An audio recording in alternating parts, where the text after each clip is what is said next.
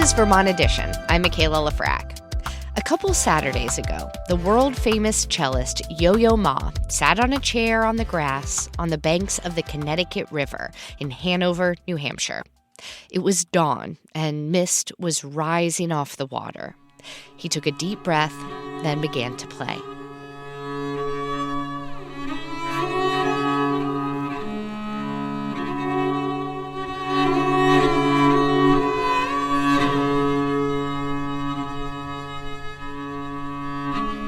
This was We Are Water, a special series of performances inspired by the waterways of the North. It was part of the reopening celebrations for Dartmouth's Hopkins Center for the Arts, which just underwent a major renovation. Yo-Yo Ma is a fellow at Dartmouth. He's also the founder of the Silk Road Ensemble, which is a Grammy-winning group of musicians who play music from all over the world. For We Are Water, Yo-Yo Ma teamed up with Chris Newell, a Passamaquoddy musician, educator, and Dartmouth grad whose work is closely tied to the lands and waters of New England. They invited this really diverse group of Indigenous and local musicians to join them. Jeremy Dutcher, Andri Snaer Magnason, Molly Obomsawin, Nance Parker, Roger Paul, Lokotah Sanborn, Ida Mae Specker, and Lauren Stevens. They performed twice that day in Hanover. Once outdoors at dawn, and again in the evening inside. The performances involved not just music, but poetry and storytelling as well. Later in the hour, we'll hear from Chris Newell and Ida Mae Specker, a fiddler from Vermont. But first, let's hear from the man himself, Yo-Yo Ma. He sat down with my colleague, Vermont Public Classical host Helen Lyons, at Dartmouth the day before the We Are Water performances. Yo-Yo Ma, thank you so much for taking the time to speak to the Vermont public audiences. It is an honor to have you here. And thank you. You're here to perform in this project, We Are Water. And it's inspired by the water bodies of the North. What first came to mind when you sort of received this assignment? I've been searching all my life to figure out how to live. I think you've done a pretty good job of that. Well, no, I've done a lot of things, but I'm thinking about, I just turned 70, and so how to live as a 70-year-old is different from living as a 20-year-old, right? In terms of figuring how to live, it's a complicated world, but I also feel that every place that I've visited has a lot to offer, has a lot of wisdom. And I don't hear a lot of people, the word wisdom is not used very often. I don't see it used. I don't see people searching for it. And yet, I think we're all delighted when there is wisdom around. Someone who's giving good advice. And the university campus is certainly one, but I think there are people in the region that know so much. And what can we do together, and what can tie us together to consider our lives in a way that is more than what we do in a quotidian way. What actually enriches my life is when I get together with friends or family or people I don't know, or you welcome someone, you find out something and you learn, and then suddenly I can reconsider and find a little more perspective in my life. So We're Water is one of those attempts to say, actually, we're all water. Right? And so if we are all that and we're already connected, what are we doing about it? And what do we think of what water means? It could be a very dangerous place, or it could be the place that gives us literally life. It's both. And if we're water and we're nature and we're both creative and destructive at the same time, then that makes me think differently about who I am and how I should live. But it also seems that sort of connectivity of water, it flows right in line, pun intended, with the way you have constructed your career, that career of connecting cultures, connecting different musical styles, with your Silk Road project, and just like being this through line for all of music. Do you feel like this feels like a bit of a culmination of your own experience? Well, it's a continuation of just actually trying to find out about things. And again, find out how to live, find out how the world works. In fact, you mentioned Silk Road Project right here in Dartmouth campus. Ted Levin, Professor Levin, his book on Central Asia was one of the starting points of saying, oh my goodness, this is incredible. This man has spent 20 years or more of his life living in a place that I knew nothing about, and I need to find out. And so he became one of the directors of the project. And so now I'm back on campus learning and from the Abenaki Wabanaki community in this area to saying, okay, what is it that you, what are the stories that you grew up with that we need to know? And what are some of those things that you've learned while doing this project? Any exposure to Native communities here as well as around the world puts me in touch with, I think, three things. The first thing is the idea of gratitude. There's no gathering that happens without people actually thanking the Creator, thanking the sun for rising, thanking for the land that's there, the trees, for all living things.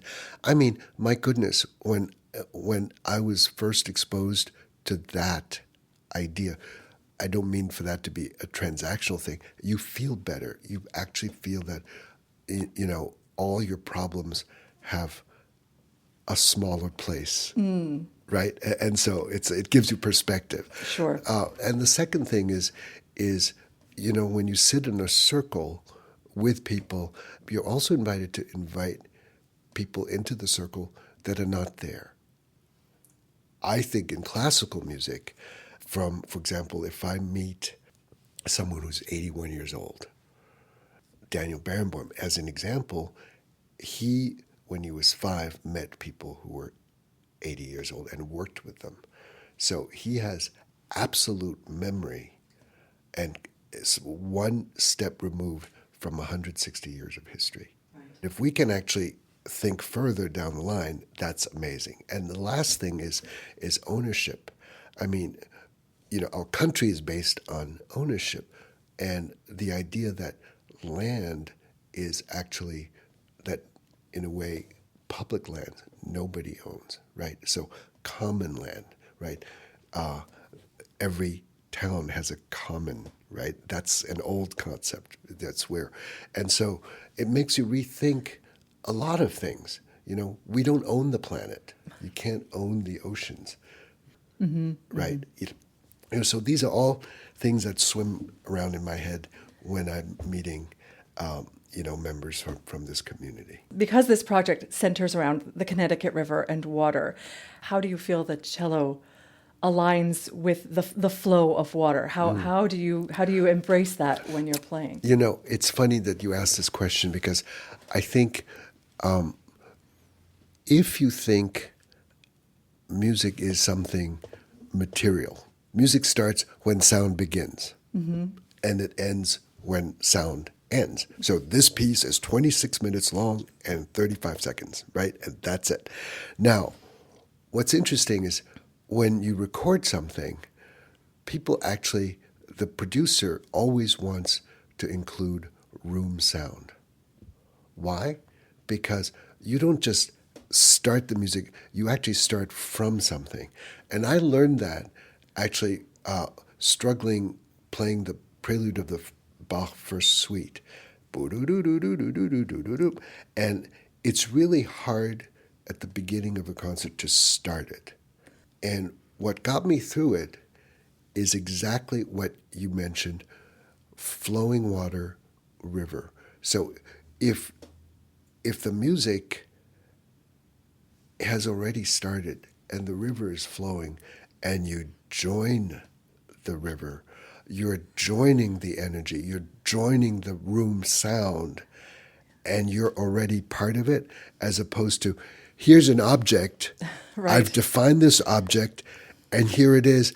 That's material, it's transactional, it's less good than if I'm thinking the room is there, we're all there, there's the energy of every single person in the room and the air, and the air conditioning or the heating or whatever else is there, and you join it, then you have a communal shared experience. Water, as Chris Newell would say, it's the Connecticut River can divide us or it could unite us. It used to unite us all the way to the ocean. What a concept. The idea of culture doesn't happen in a room. It's everywhere. It's inside, it's outside, it's in our conversation, it's in whatever happens over a meal. And if we can kind of continue that, then I think everything that the hop is doing will just be part of the whole Upper Valley. Right. It's already flowing, and we just jump in. Yeah, now. That's right. You mentioned Chris Newell. You've collaborated with him before and performed together in Maine. What do you remember about that collaboration? Well, it was my first experience of doing the dawn ceremony, which we're going to repeat tomorrow.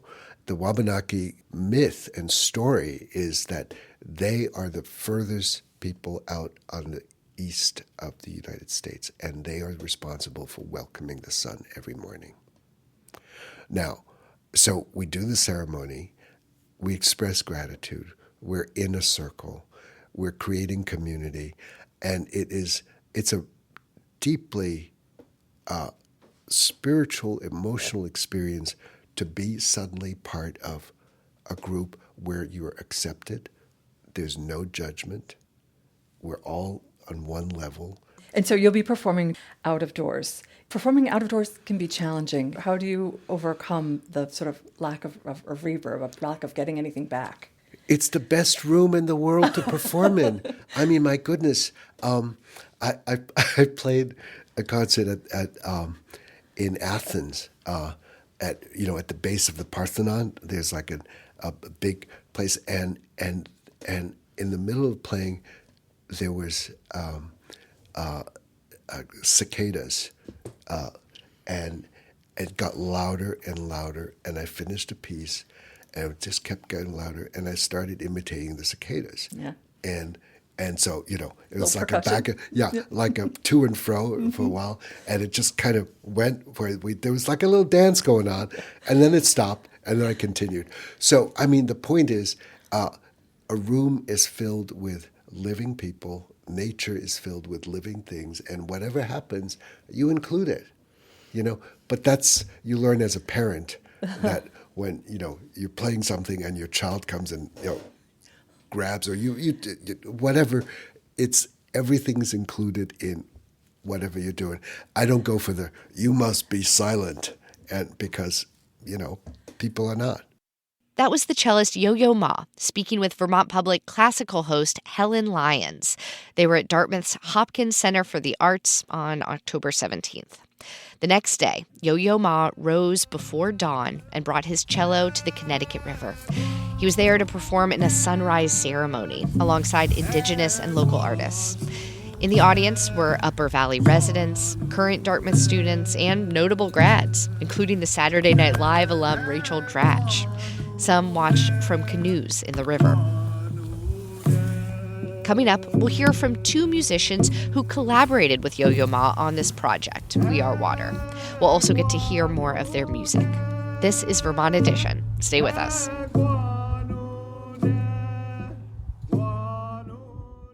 Welcome back to Vermont Edition. I'm Michaela Lafrac.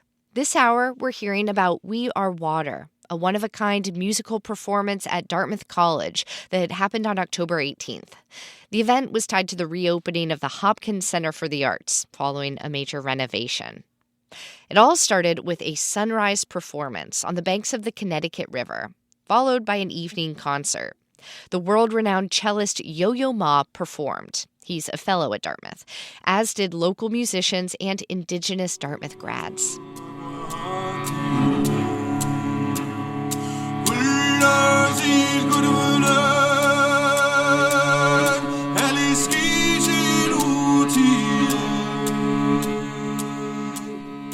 I spoke with two of the musicians who took part in the concerts. Their voices were still hoarse from the weekend. Ida Mae Specker is a fiddler from Andover, Vermont, and Chris Newell is a Passamaquoddy musician, Dartmouth grad, and the Native American Cultural Director at the University of Connecticut. I'll let Chris and Ida Mae tell you more. Hi, everybody. My name is Chris Newell. I am Passamaquoddy from the community of Mondockmiguk, which is Indian Township, Maine on English language maps.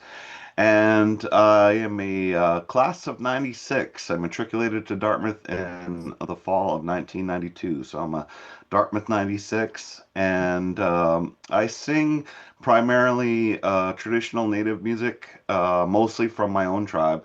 Passamaquoddy, but I've been lucky enough to travel across the country and learn different native musics during my lifetime.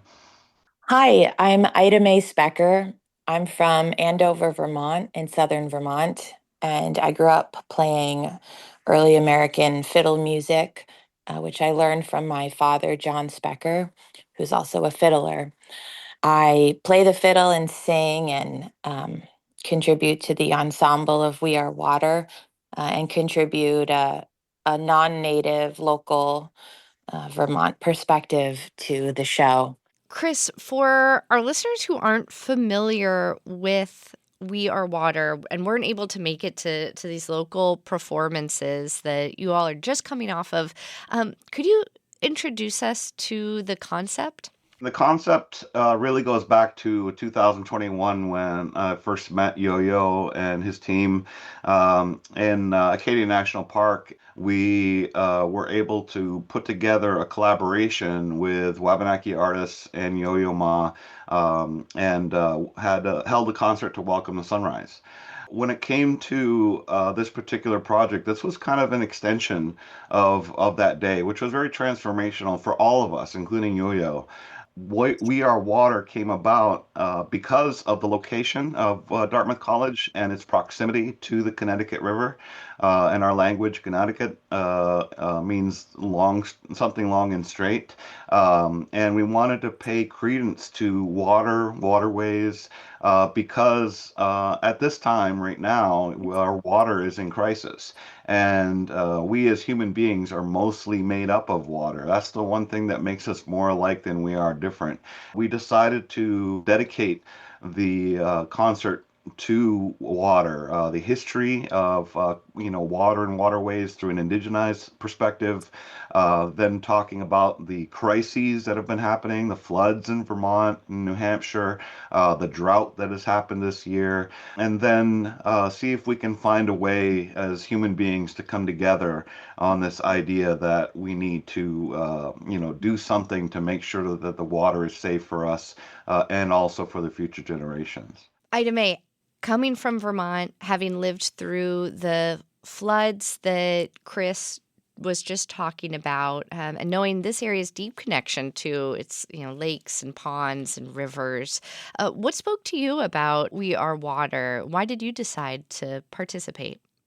I grew up on a piece of land that my grandparents farmed in the 1950s where my mom grew up, and I have two young children, and I find it to be a great privilege and a source of comfort to be raising my kids so close to home. And I was raised with a very deep appreciation for the plentiful and clean water and the clean air on our land and in Vermont. We Are Water is a really unique performance. It's not just music. Everyone in the show has an opportunity to speak during the show and share their personal perspective and their connection to water. And we have storytellers and authors, and it's really like a group experience. I would call it a transformational group experience. A transformational group experience. Yeah, and music really has the power to emotionally bring people, large groups of people, into that collective dream state where we can really imagine in a completely depoliticized way how we can leave a healthy environment, a healthy planet to the next 7 generations. Born and raised where the cold winds blow. Where I'm bound, I don't know. You stay home with the baby, oh. You stay home with the baby, oh.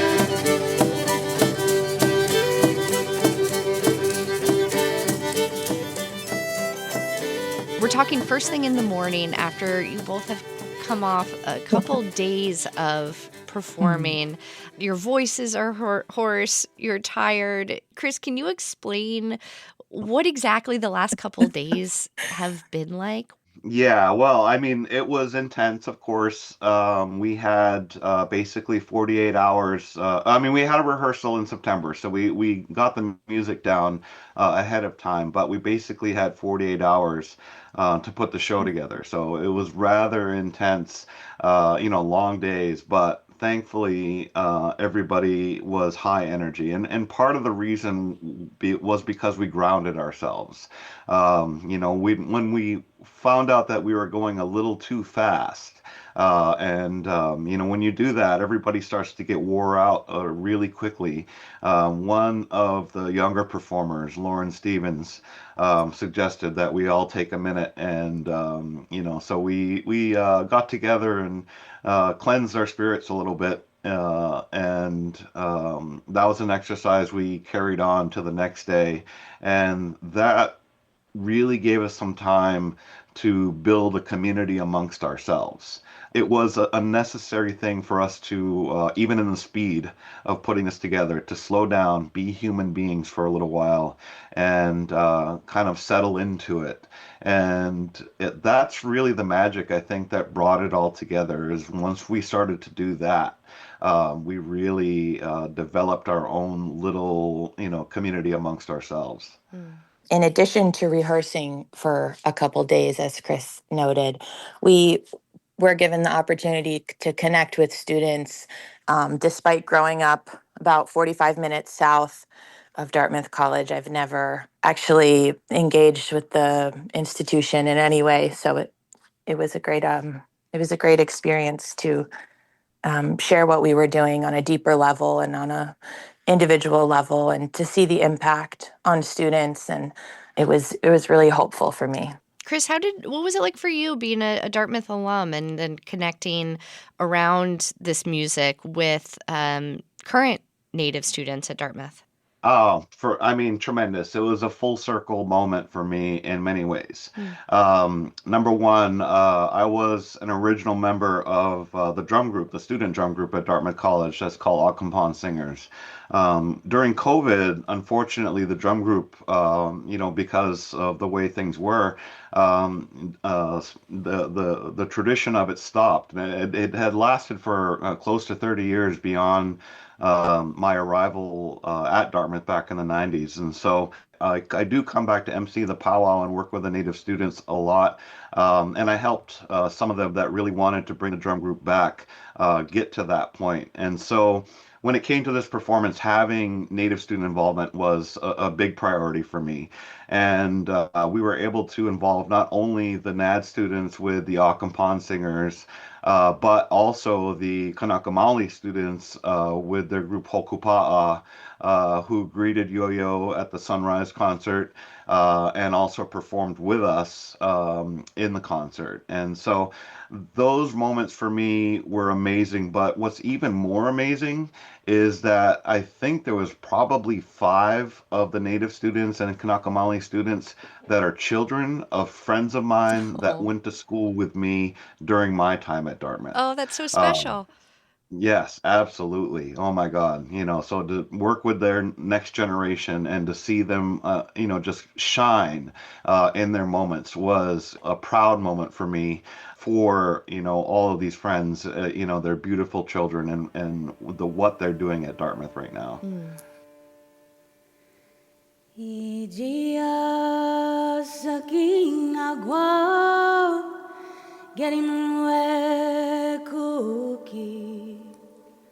Get him and work it out. Gezid Zebki Auxika Amdeyak Muskau Amdena Namitun Eliai.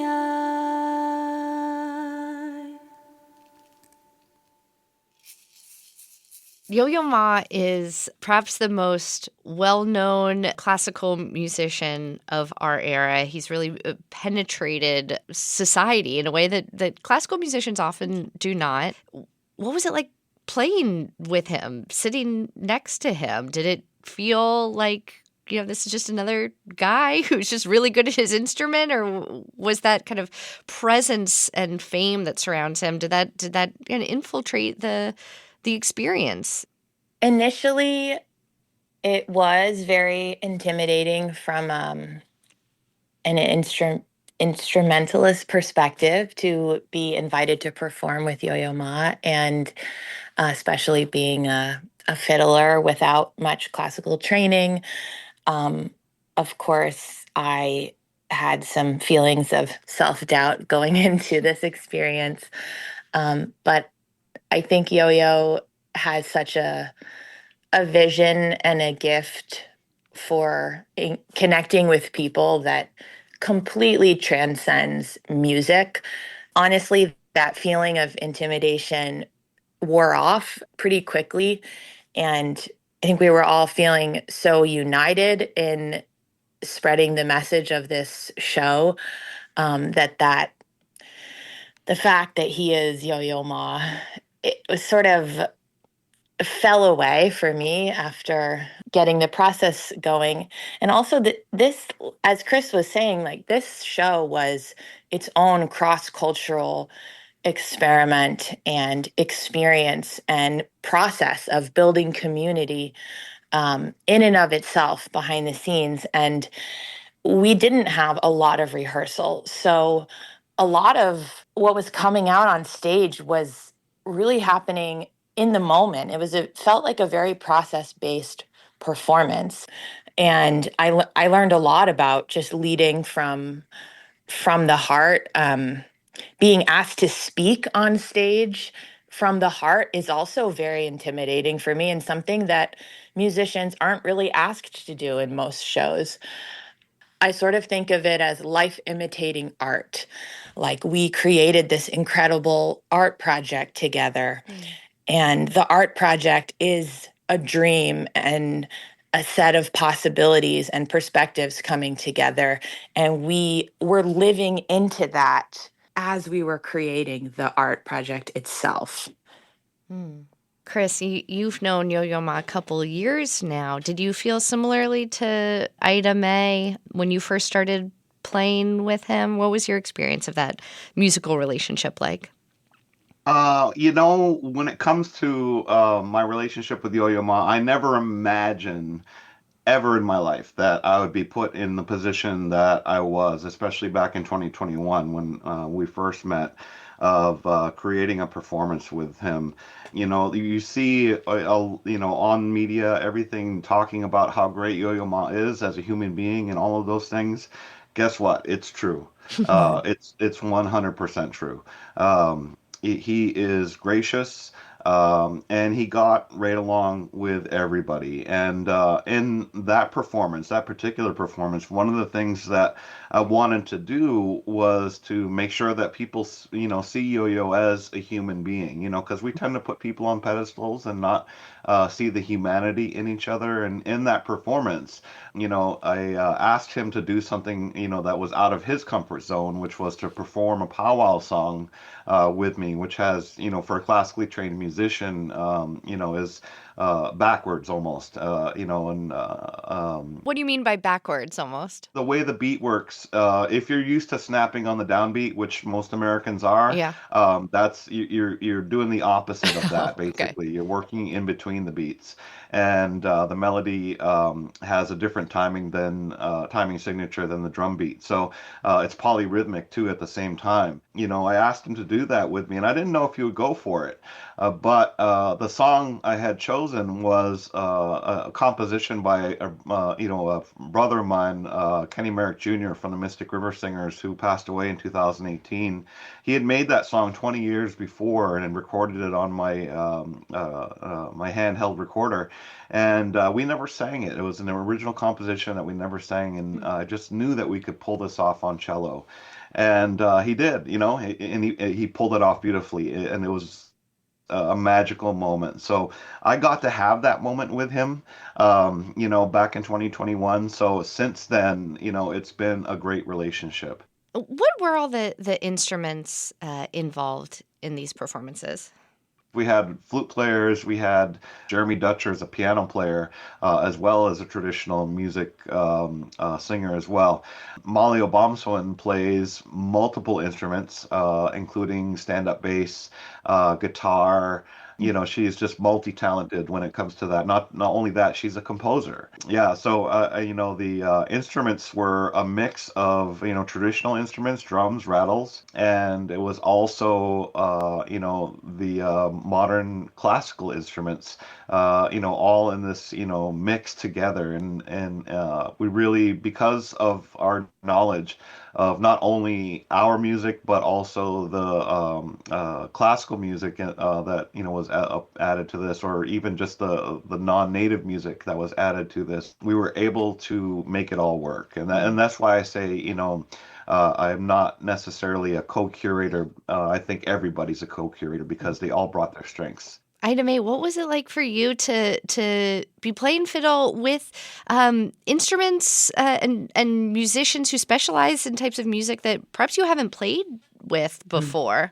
I imagine that was both maybe like very creatively fulfilling, but technically maybe challenging in new ways.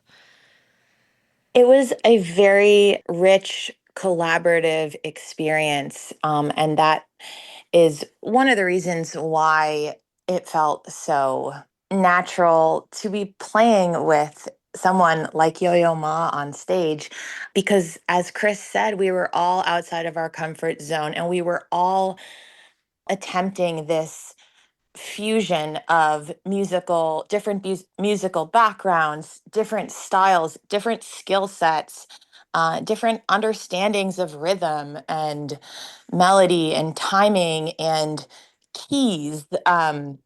Just the whole concept of like a Western key. And we didn't have a musical director, actually, which I think is a really interesting piece that hasn't been stated aloud. So not only was Yo-Yo just in the mix with us, putting himself out of his comfort zone, and all of us were trying to find common ground together. Not only was that happening, we didn't have someone in charge. It was a musical embodiment of the message and the community process behind the show. And in terms of my pieces, I played a traditional fiddle tune that I learned from my dad called Big Coyote, which is Indigenous name of a river that flows through Ohio. It's one of my favorite songs to sing and play. And for this performance, my sister Leila Specker and I wrote some original lyrics to reflect the river theme and the water theme of the piece. And Roger Paul, Chris Newell, Lauren Stevens, and Jeremy Dutcher were all playing traditional native percussion instruments, drums, the jigamahan, and Yo-Yo was on cello. Molly was playing guitar for that piece. It was a real embodiment of what I feel like is the spirit of old time music, which is participatory and accessible to everyone at a variety of levels. There's multiple points of entry into a tune. It'll sound different depending on who you're playing with every time in every show. And I think that's the magic of old time music and folk music in general. Yeah, for me, it was a total joy playing that song, by the way. I've never performed a song of that sort. Listened to it, plenty of times. I grew up with it. My father loved old time music. And, Ida, knew how to direct us in. Yeah, what a joy that was, the whole community of us as musicians and performers all together performing that piece. I mean, it was a good energy. That's the best way I can describe it. Chris, what is your vision for this work, for We Are Water, in the future? Is it an isolated incident, or do you imagine new performances in the future, or another way that it could live on? in talking with Yo-Yo Ma, he and I both agreed that the conversation still needs to continue, that this work is not done. And so that was the intent, back in 2021, that this was, back then it was not a one-off, performance. This is not a one-off performance, I don't think either. And the future of, this work could take new and surprising directions. That's how it's been so far. It's not over. But what do we have planned next? I don't have that answer for you yet. I've lived by the river all my life. Don't know nothing but toil and strife. Can't go home again. I can't go home again. River is deep and the river is wide. Trouble waits on every side. Can't go home again. I can't go home again. That was Chris Newell, a Passamaquoddy musician, educator, and Dartmouth grad, and fiddler Ida Mae Specker of Andover, Vermont. Thank you to the folks at the Hopkins Center for the Arts for facilitating these interviews, and to all the other musicians who performed alongside Chris Newell, Ida Mae Specker, and Yo-Yo Ma, who we didn't get to hear directly from today. We have to take one more quick break. When we come back, we'll hear about an ambitious new oral history project in the Mad River Valley. This is Vermont Edition. Stay with us. Welcome back to Vermont Edition. I'm Michaela Lafrac. We started the hour in the Upper Valley. Now we head to the Mad River Valley. Next week, Mad River Valley Arts in downtown Waitsfield will open a multimedia exhibition. It's an oral history project about elder artists who live in that region of the state. You'll be able to read about, see, and hear the artists describe their process, the tools they use, and their connection to the region and its landscape. It's called Along the River's Way. We get to learn more about it from Christopher Viersema, the executive director of Mad River Valley TV. He was joined by Tracy Brandstrom, a local journalist who served as the primary interviewer for the project. She also teaches at Norwich University. When I first took over as executive director at Mad River Valley TV in Waitsfield, I got really interested in what was going on right next door at Mad River Valley Arts. And I had been interested in interviewing elders, doing these kind of oral history projects, but speaking with elders for other arts and film projects that I was working on. And so that's really how it started, yeah.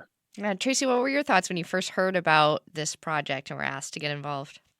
I love asking endless questions.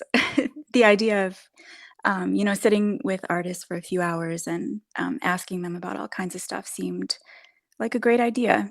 I also have graduate training in oral history as well, and other methods related to collecting folklore and ethnography. And so I love the form of a slow, deeper interview. Christopher, do you think that there's something different or special about the artist community in the Mad River Valley compared to other parts of our region, particularly for this generation of artists that you're talking to for this project? Yeah, I think I'm still learning. So I think that there's something special in the sense that it's just one of the many beautiful regions in the state that has attracted artists for many, many years. And I think there's a strong connection to the Back to the Land movement, to the design build movement in the Valley. But I think it's very similar to a lot of these kind of micro regions around Vermont that it's attracted and supported a strong community of artists. I live in Montpelier and familiar with Central Vermont, and in a way it's similar. Another thing that's kind of special about this is that public access TV in Vermont really lends itself to this slow video. We're kind of used to this short form video, and this is a place where things can kind of play out in real time. So that's one of the things that's nice about this kind of long form interviews. And public access TV has time and space for just playing community produced media, right? Mm. And Tracy, how did you all choose the artists who you were going to speak with? Who kind of makes a good candidate for a project like this, an oral history project? Well, we were looking to interview older Vermonters. No age limit on that, just kind of a loose definition of, speaking with elders. I think we just sort of started with one person. We interviewed Randy Taplin, who's a woodworker in Warren. He's been there about 60 years, I believe, and then it really comes down to who is willing to sit down and talk and also be filmed. Not everyone's comfortable with that, and we reached out to people, and it's been very emergent and spontaneous. Whoever has been interested along the way will go and we'll interview them, and then we'll see who's up for it next. Tracy, you mentioned Randy Taplin. Could you tell us a little bit about him? Randy is 83 years old. He came to Vermont about 60 years ago. I think it was 1964. He was pursuing a career as an English professor in New York City at the time. And he told us that he came to Vermont for a summer. The design build movement was really flourishing in Warren and in the valley here. And he sort of got into that, had a lot of fun with that, and went back to New York City to go back on that English professor track. And I think he literally said to us, well, I got back there and realized I can't do this anymore. I want to be building stuff in Vermont. It seems more fun. And so he came here. He, bought a parcel of land up in the mountains in Warren and built a house. He later sold that house and he built another one. And he's been there ever since. And he has this really epic woodworking studio. It's really big. And he kind of took us around and showed us all the projects that he's working on and all the tools that he's using and the materials that he uses. And this is what I'm currently working on. This is quite fun. My dog and I are cooperating on making hooks. Zucchini chews the bone till there's no more meat on it, and then I cut it in such a way to make fun hooks. And bone is such a wonderful material. My God, I'd never used it before, but it's extremely strong, and of course it comes in wonderful shapes. So all you have to do is, cut the thing in the right way. So I was just, this is the sort of thing you get to play with.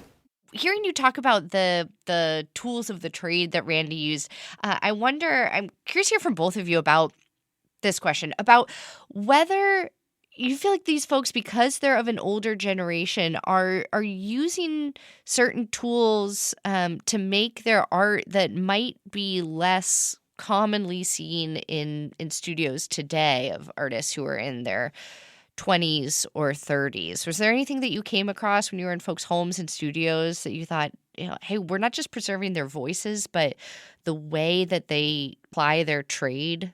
Sure. I mean, I could speak to that a little bit. I think that's definitely part of it.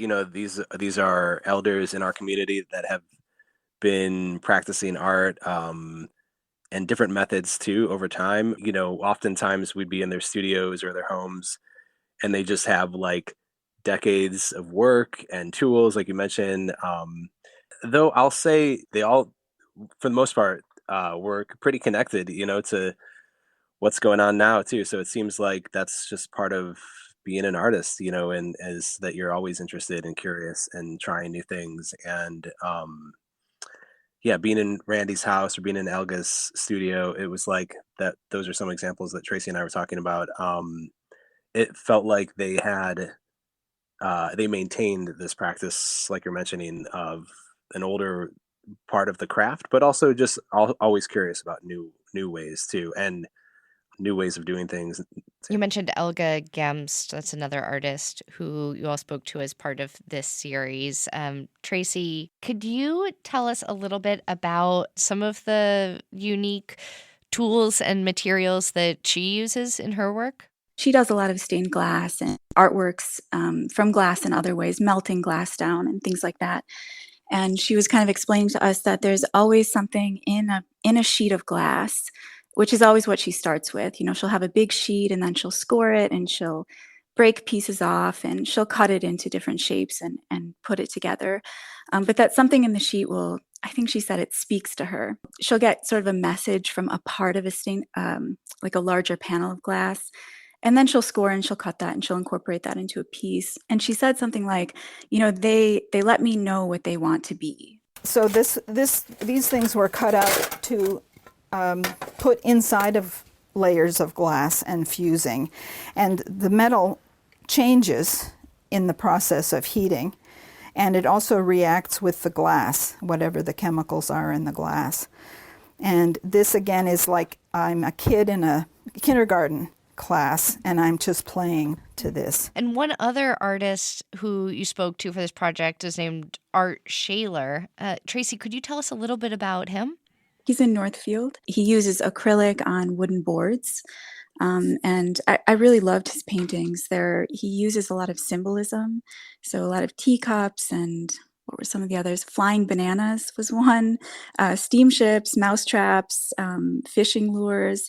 So, he talked to us a lot about how working in these different mediums have bled into each other, and, how the influence has crossed across mediums. I felt early in my life that there was never enough time to finish anything well, because there were so many tasks that had to be done in life, and so right now I don't feel that pressure. There's enough time. Hearing you describe their work makes me really want to see it. Christopher, can you tell us a little bit about the exhibition and what it will look and sound like? There will be 2 rooms in the gallery. One of the rooms will hold art from each of the artists and be paired with an MP3 player on loop, looping back the story and the audio file. So you'll be able to walk up to a painting and then listen to the artist talking. So you can kind of interact in that room and walk around and hear the voice of the artist. In the other room, it's going to be this kind of immersive video projection room. And so we have 11 videos, and the videos will be projected on 3 of the 4 walls, and you'll be able to watch the videos and hear from the artists. There'll be some music and other sounds, and so it should be a little bit of something that's kind of separate from these long-form interviews too. For somebody who's listening and thinking, hey, I wish something like this existed in my community, Christopher, what kinds of resources does it take to put together a project like this? Yeah, that's a great question. I think that's one of the exciting things about this format is that it is pretty open and replicable. One of the special things about public access TV stations like Mad River Valley TV is that they have free resources to the community. So anybody could come in and borrow cameras and use the editing computers to work on projects. So one of our hopes is that we can really scale this outside of the Valley and create a template for other public access TV organizations to participate in, and then maybe bring in really volunteers in the community. But really, anybody can do this kind of work. That's I think one of the things that attracted us to this. Connecting with folks in your community, the work that is inspired by oral history and documenting elders in your community, that kind of work is for everyone. So I think our hope is that we can create some kind of template that maybe we can call for volunteers to participate, and we can really build up the archive of these kind of projects. But yeah, this is just the starting point. Christopher, Tracy, thank you so much for telling us about this project. It sounds like really exciting work. Thanks so much. Thanks for having us. That was Christopher Viersema, the head of Mad River Valley TV, and Tracy Brandstrom. The exhibition, Along the River's Way, will be at Mad River Valley Arts in Waitsfield from November 6th through December 13th. You can also watch the artist interviews on Mad River Valley TV's YouTube channel. All right, that's all the time we have for Vermont Edition today. John Ahrens is our managing producer.